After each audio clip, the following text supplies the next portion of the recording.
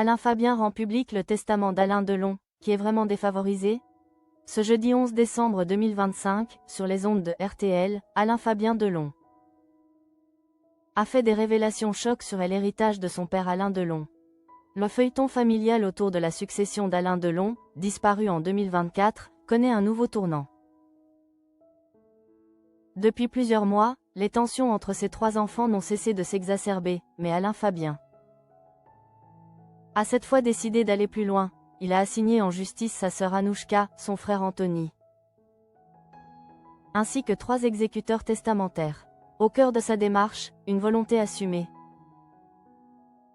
obtenir l'annulation du second testament de son père et de la donation faite à sa sœur.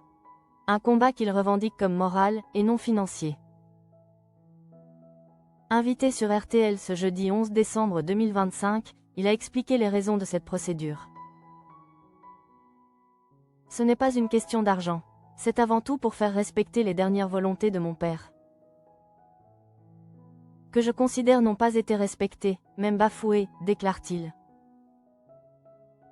Selon lui, certaines personnes auraient profité d'un homme diminué.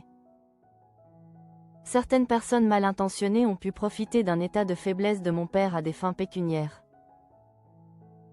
Alain Fabien Delon lance de graves accusations contre sa sœur Anouchka. Il accuse aussi sa sœur d'avoir dissimulé la gravité de cette fragilité et parle d'actions tendancieuses. Alain Fabien Delon assure également que le testament de 2022 a été signé dans des conditions troubles. Ils l'ont sorti de la clinique du Genolier, amené chez un notaire, fait signer un testament, puis ramené à l'hôpital. Je trouve ça douteux qu'on exfiltre quelqu'un quelques heures pour signer des documents aussi importants. Au-delà d'Anouchka Delon, il vise aussi les 3 exécuteurs testamentaires, qu'il accuse d'avoir tiré profit de cette réécriture. Il y a d'autres gens qui s'enrichissent, dit-il, allant jusqu'à affirmer qu'il serait prêt à vendre Douchy, la propriété historique du comédien, où il est enterré. Déterminé, Alain Fabien va jusqu'à réclamer l'indignité successorale de sa sœur. Je n'ai pas envie qu'elle touche quoi que ce soit, ni même un centime. Et il assure être prêt à poursuivre ce combat, jusqu'au pénal. 2 testaments sont au centre de cette bataille. Le premier, daté de 2005, répartissait l'héritage entre les 3 enfants. 50% pour Anouchka Delon, 25% pour chacun des 2 fils. Mais en 2022, un nouveau document est signé. Cette fois, la comédienne devient l'unique détentrice du droit moral. 3 mois plus tard, elle reçoit également 51% des parts d'une société familiale, un transfert que son frère juge totalement infondé.